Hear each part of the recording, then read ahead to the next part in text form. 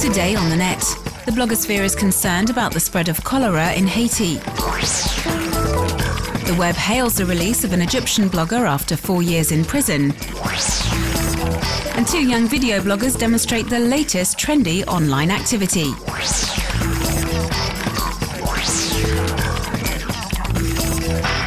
Tension in Haiti. The country's been hit by a serious outbreak of cholera, and some Haitians have turned against the Blue Helmets, demanding they leave the country. They accuse Minister of bringing the disease to Haiti, and there has been an outbreak of attacks over the past week. These attacks have sometimes turned extremely violent, as we see in these amateur images, filmed in Cap Haitian. They're hindering the administration of aid to the sick.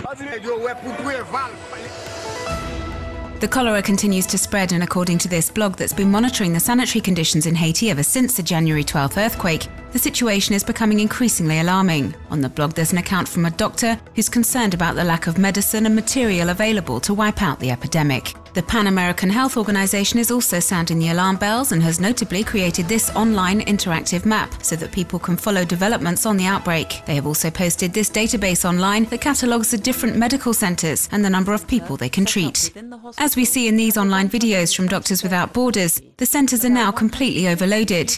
Every day, 150 sick people arrive in this treatment center, which only has 120 beds. And in view of the situation, 4 of the presidential candidates in the election that's due to take place on the 28th of November have asked for the ballot to be postponed, but the electoral campaign continues regardless. Candidate Michel Martelly, a local singer who's highly popular with the younger generation, brought in a huge crowd for a rally on Saturday that was broadcast live on Twitter. Egyptian blogger Kareem Hamer is free. He was sentenced in February 2007 for insulting Islam and President Hosni Mubarak on his blog, and this cyber activist spent 1,470 days in prison. The blogosphere had mobilized huge support during his captivity and has hailed his release. As soon as his sentence was passed, a huge solidarity movement in support of the blogger was set up online. A Twitter thread and Facebook groups were created calling for his release. And as we see in these photos and other online videos, numerous rallies were organised on a regular basis all over the world to raise international awareness on the blogger's fate. A blog devoted to his cause campaigned for his freedom and asked web users to maintain pressure on the Egyptian authorities. The blog is delighted that Kareem is finally free and thanks all those who fought for him over the years. NGOs and Reporters Without Borders in particular are delighted about Kareem's release from prison.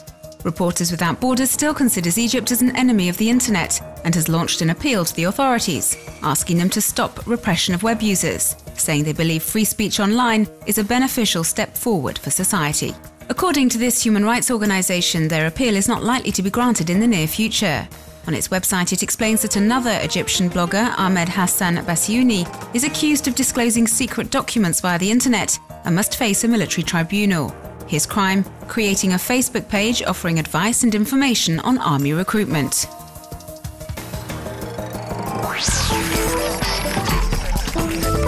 Dutch net artist Constant Dullaart is shaking up our web browsing habits by depicting the web's state of mind.